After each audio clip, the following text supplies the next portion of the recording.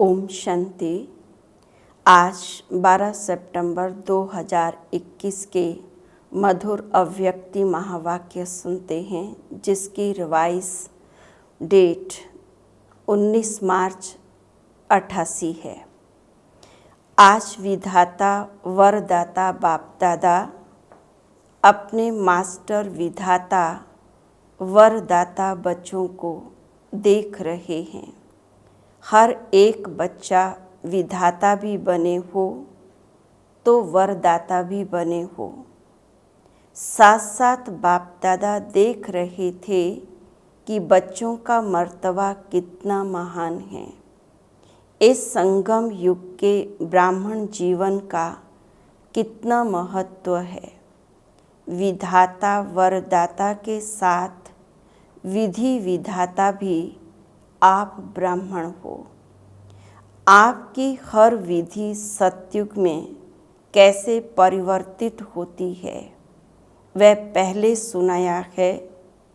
इस समय के हर कर्म की विधि भविष्य में चलती ही है, लेकिन द्वापर के बाद भी भक्ति मार्ग में इस समय के श्रेष्ठ कर्मों की विधि भक्ति मार्ग की विधि बन जाती है। तो पूज्य रूप में भी इस समय की विधि जीवन के श्रेष्ठ विधान के रूप में चलती है। और पुजारी मार्ग अर्थात भक्ति मार्ग में भी आपकी हर विधि नीति व रीति में चलती आती है।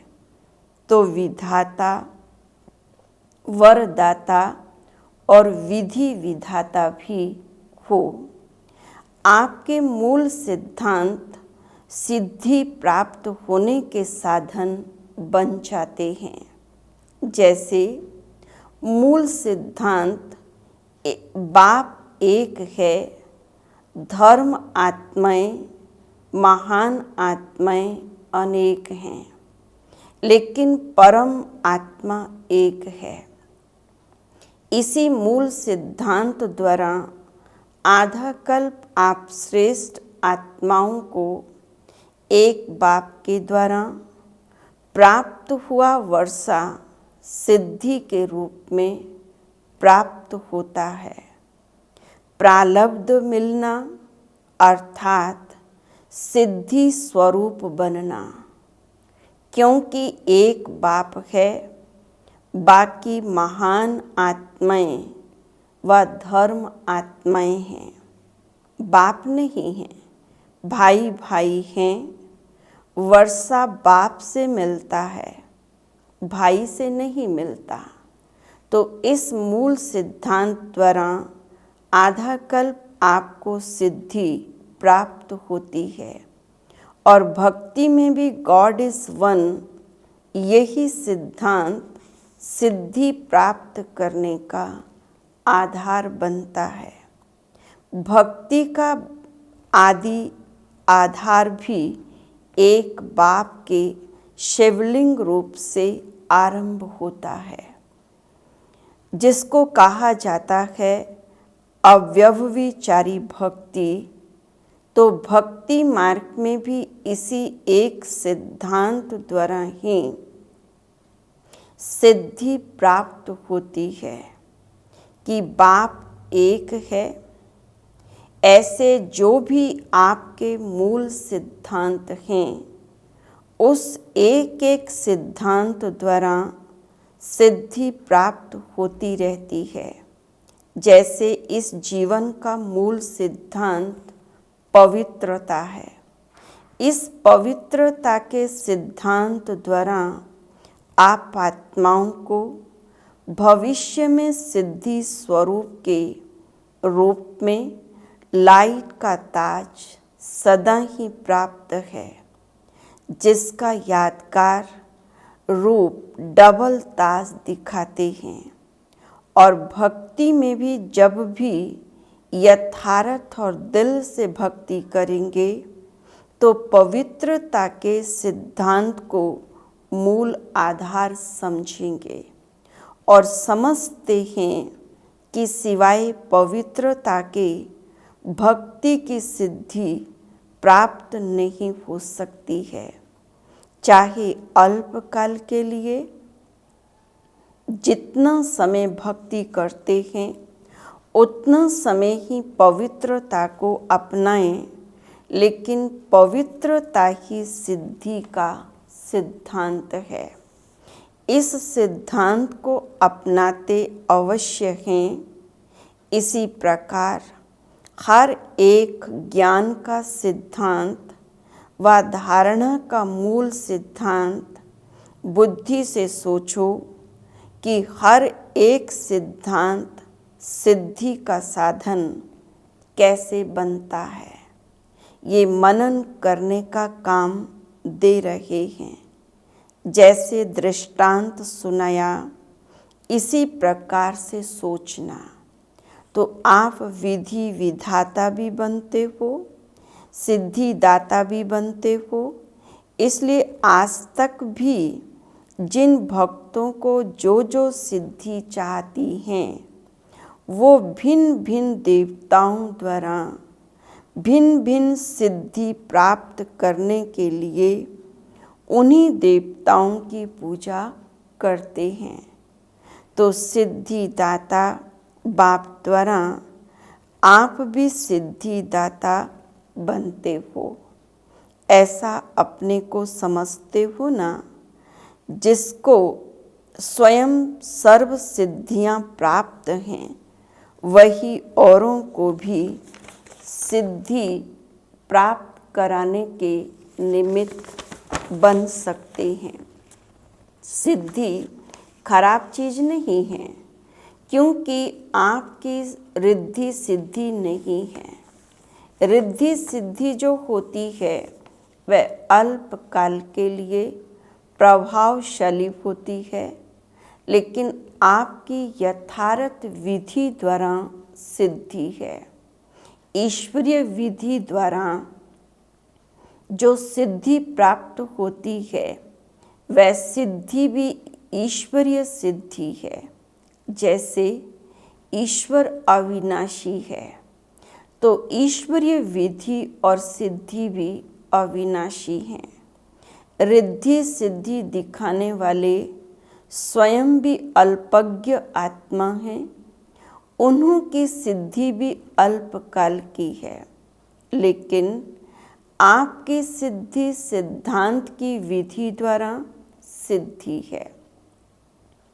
इसलिए आधा कल्प स्वयं सिद्धि स्वरूप बनते हो और आधा कल्प आपके सिद्धांत द्वारा भक्त आत्माएं यथाशक्ति तथा फल की प्राप्ति व सिद्धि की प्राप्ति करते आते हैं, क्योंकि भक्ति की शक्ति भी समय प्रमाण कम होती आती है। सतो प्रधान भक्ति की शक्ति भक्त आत्माओं को सिद्धि की अनुभूति आजकल के भक्तों से ज़्यादा कराती है।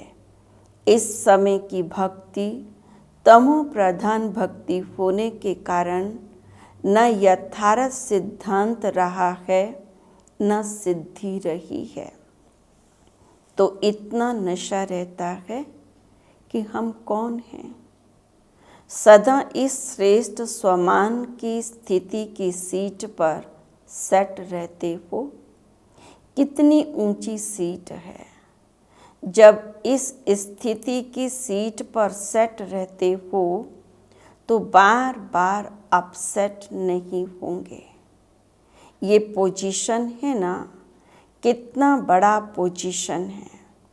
विधि विधान सिद्धिदाता।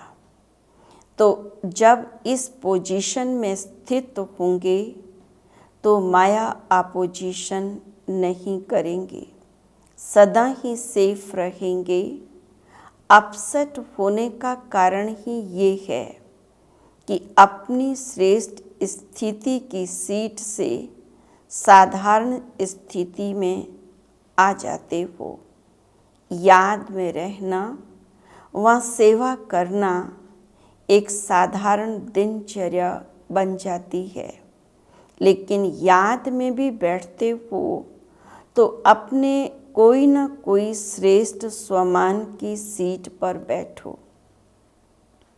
सिर्फ ऐसे नहीं कि याद के स्थान पर, चाहे योग के कमरे में, चाहे बाबा के कमरे में, बेड से उठकर बैठ गए, वहाँ सारे दिन में जाकर बैठ गए, लेकिन जैसे शरीर को योग्य स्थान देते हो वैसे पहले बुद्धि को स्थिति का स्थान दो। पहले ये चेक करो कि बुद्धि को स्थान ठीक दिया। तो ईश्वरीय नशा सीट से स्वतः ही आता है। आजकल भी कुर्सी का नशा कहते हैं ना। आपका तो श्रेष्ठ स्थिति का आसन है। कभी मास्टर बीज रूप की स्थिति के आसन पर सीट पर सेट हो, कभी अव्यक्त फरिश्ते की सीट पर सेट हो, कभी विश्व कल्याणकारी स्थिति की सीट पर सेट हो। ऐसे हर रोज भिन्न भिन्न स्थिति के आसन पर वह सीट पर सेट होकर के बैठो। अगर किसी को भी सीट सेट नहीं होती है तो हलचल करते हैं ना। कभी ऐसा करेंगे, कभी वैसा करेंगे, तो ये बुद्धि भी हलचल में तब आती है जब सीट पर सेट नहीं होते। जानते तो सब हैं कि हम ये हैं। अगर ये भी अभी ये पूछें कि आप कौन हैं तो लंबी लिस्ट अच्छी निकल आएंगी। लेकिन हर समय जो जानते हो वह अपने को मानो। सिर्फ जानो नहीं, मानो, क्योंकि जानने से सूक्ष्म में खुशी तो रहती है। हाँ, मैं ये हूँ, लेकिन मानने से शक्ति आती है और मानकर चलने से नशा रहता है। जैसे कोई भी पोजीशन वाले जब सीट पर सेट होते हैं तो खुशी होंगी, लेकिन शक्ति नहीं होंगी। तो जानते हो, लेकिन मानकर चलो और बार बार अपने से पूछो, चेक करो कि सीट पर सेट हूँ या साधारण स्थिति में नीचे आ गया। जो औरों को सिद्धि देने वाले हैं वह स्वयं हर संकल्प में, हर कर्म में सिद्धि स्वरूप अवश्य होंगे, दाता होंगे। सिद्धि दाता कभी ये सोच भी नहीं सकते कि जितना पुरुषार्थ करते हैं व मेहनत करते हैं, इतनी सिद्धि दिखाई नहीं देती है। वह जितना याद में अभ्यास करते हैं उतनी सिद्धि नहीं अनुभव होती है। इससे सिद्ध है कि सीट पर सेट होने की विधि यथार्थ नहीं है। रमणीक ज्ञान है। रमणीक अनुभव स्वतः ही सुस्ती को भगा देता है।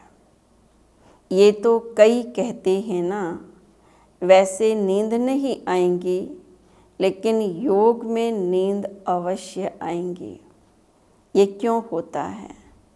ऐसी बात नहीं कि थकावट है, लेकिन रमणीक रीति से और नेचुरल रूप से बुद्धि को सीट पर सेट नहीं करते हो।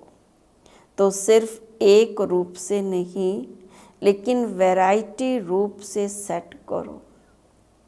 वही चीज़ अगर वैरायटी रूप से परिवर्तन कर यूज़ करते हैं तो दिल खुश होती है।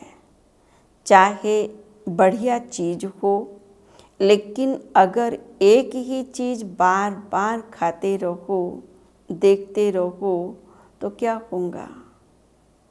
ऐसे बीज रूप बनो, लेकिन कभी लाइट हाउस के रूप में, कभी माइट हाउस के रूप में, कभी वृक्ष के ऊपर बीज के रूप में, कभी सृष्टि चक्र के ऊपर टॉप पर खड़े होकर सभी को शक्ति दो।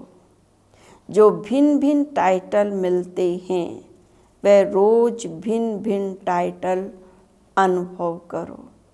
कभी नूरे रतन बन बाबा के नैनों में समाया हुआ हूँ, इस स्वरूप की अनुभूति करो। कभी मस्तक वणी बन, कभी तखत नशीन बन, भिन्न भिन्न स्वरूपों का अनुभव करो। वैरायटी करो तो रमणीकता आएंगी। बाप दादा रोज मुरली में भिन्न भिन्न टाइटल देते हैं। क्यों देते हैं? उसी सीट पर सेट हो जाओ और सिर्फ बीच बीच में चेक करो। पहले भी सुनाया था कि ये भूल जाते हो, 6 घंटे 8 घंटे बीत जाते हैं, फिर सोचते हो, इसीलिए उदास हो जाते हो कि आधा दिन तो चला गया। नेचुरल अभ्यास हो जाए तब ही विधि विधाता व सिद्धिदाता बन विश्व की आत्माओं का कल्याण कर सकेंगे। समझा? अच्छा, आज मधुबन वालों का दिन है। डबल विदेशी अपने समय का चांस दे रहे हैं, क्योंकि मधुबन निवासियों को देखकर खुश होते हैं। मधुबन वाले कहते हैं, महिमा नहीं करो, महिमा बहुत सुनी है। महिमा सुनते ही महान बन रहे हैं, क्योंकि ये महिमा ही ढाल बन जाती है। जैसे युद्ध में सेफ्टी का साधन ढाल होती है ना, तो ये महिमा भी स्मृति दिलाती है कि हम कितने महान हैं। मधुबन सिर्फ मधुबन नहीं है, लेकिन मधुबन है विश्व की स्टेज। मधुबन में रहना अर्थात विश्व की स्टेज पर रहना। तो जो स्टेज पर रहता है वह कितना अटेंशन से रहता है। साधारण रीति से कोई किसी भी स्थान पर रहता है तो इतना अटेंशन नहीं रहता है, लेकिन जब स्टेज पर आएगा तो हर समय हर कर्म पर इतना ही अटेंशन होगा। तो मधुबन विश्व की स्टेज है। चारों ओर की नज़र मधुबन के ऊपर ही है। वैसे भी सबका अटेंशन स्टेज की तरफ जाता है ना, तो मधुबन निवासी सदा विश्व की स्टेज पर स्थित हैं। साथ साथ मधुबन एक विचित्र गुंबज है, और गुंबज जो होते हैं उसका आवाज़ अपने तक आता है। लेकिन मधुबन ऐसा विचित्र गुंबज है जो मधुबन का जरा सा आवाज़ विश्व तक चला जाता है। जैसे आजकल के पुराने ज़माने के कई ऐसे स्थान निशानी मात्र हैं जो एक दीवार को अगर ऐसे हाथ लगाएंगे व आवाज़ करेंगे तो 10 दीवारों में वह आवाज़ आएगा और ऐसे ही सुनाई देगा जैसे इस दीवार को कोई हिला रहा है या आवाज़ कर रहा है। तो मधुबन ऐसा विचित्र गुंबज है जो मधुबन का आवाज़ सिर्फ मधुबन तक नहीं रहता, लेकिन चारों ओर फैल जाता है। ऐसे फैलता है जो मधुबन में रहने वालों को पता भी नहीं होगा, लेकिन विचित्रता है ना, इसलिए बाहर पहुंच जाता है। इसलिए ऐसे नहीं समझो कि यहाँ देखा या यहाँ बोला, लेकिन विश्व तक आवाज़ हवा की रफ्तार से पहुंच जाता है, क्योंकि सबकी नज़रों में, बुद्धि में सदा मधुबन और मधुबन का बाप दादा ही रहता है। तो जब मधुबन का बाप नज़रों में रहता है तो मधुबन भी आएगा ना।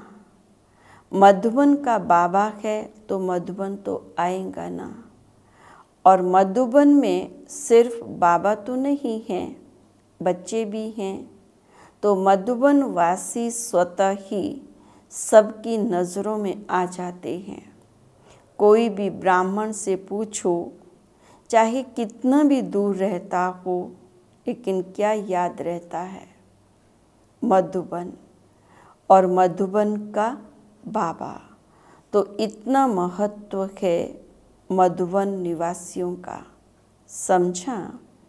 अच्छा, चारों ओर के सर्व सेवा के उमंग उत्साह में रहने वाले, सदा एक बाप के स्नेह में समाये हुए, सदा हर कर्म में श्रेष्ठ विधि द्वारा सिद्धि को अनुभव करने वाले, सदा स्वयं को विश्व के कल्याणकारी अनुभव कर हर संकल्प से, बोल से श्रेष्ठ कल्याण की भावना और श्रेष्ठ कामना से सेवा में बिजी रहने वाले, ऐसे बाप समान सदा अथक सेवाधारी बच्चों को बाप दादा का याद, प्यार और नमस्ते।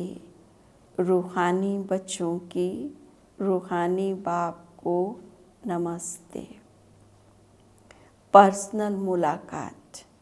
पहला, स्वयं को कर्म योगी श्रेष्ठ आत्मा अनुभव करते हो। कर्म योगी आत्मा सदा कर्म का प्रत्यक्ष फल स्वतः ही अनुभव करती है। प्रत्यक्ष फल खुशी और शक्ति। तो कर्म योगी आत्मा अर्थात प्रत्यक्ष फल, खुशी और शक्ति अनुभव करने वाली बाप सदा बच्चों को प्रत्यक्ष फल प्राप्त कराने वाले हैं। कभी अभी अभी कर्म किया, कर्म करते खुशी और शक्ति का अनुभव किया, तो ऐसी कर्म योगी आत्मा हूँ। इसी स्मृति से आगे बढ़ते रहो। सेकंड, बेहद की सेवा करने से बेहद की खुशी का स्वतः ही अनुभव होता है ना। बेहद का बाप बेहद का अधिकारी बनाते हैं। बेहद सेवा का फल, बेहद का राज्य भाग्य स्वतः ही प्राप्त होता है। जब बेहद की स्थिति में स्थित होकर सेवा करते हो, तो जिन आत्माओं के निमित्त बनते हो, उनकी दुआएं स्वतः आत्मा में शक्ति और खुशी की अनुभूति कराती हैं।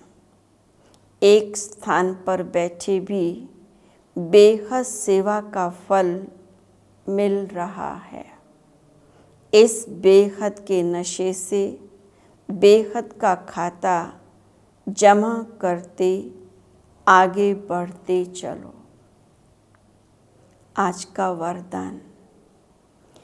सेकंड में देह रूपी चोले से न्यारा बन कर्म भोग पर विजय प्राप्त करने वाले सर्वशक्ति संपन्न भव। जब कर्म भोग का जोर होता है, कर्म इंद्रियां कर्म भोग के वश अपनी तरफ आकर्षित करती हैं, अर्थात जिस समय बहुत दर्द हो रहा हो, ऐसे समय पर कर्म भोग को कर्म योग में परिवर्तन करने वाले साक्षी हो कर्म इंद्रियों से भोग पाने वाले ही सर्वशक्ति संपन्न अष्ट रत्न विजयी कहलाते हैं। इसके लिए बहुत समय का देह रूपी चोले से न्यारा बनने का अभ्यास हो। ये वस्त्र दुनिया की व माया की आकर्षण में टाइट अर्थात खींचा हुआ न हो, तब सहज उतरेगा। स्लोगन: सर्व का मान प्राप्त करने के लिए निर्माण चित्त बनो। निर्माणता महानता की निशानी है। ओम शांति।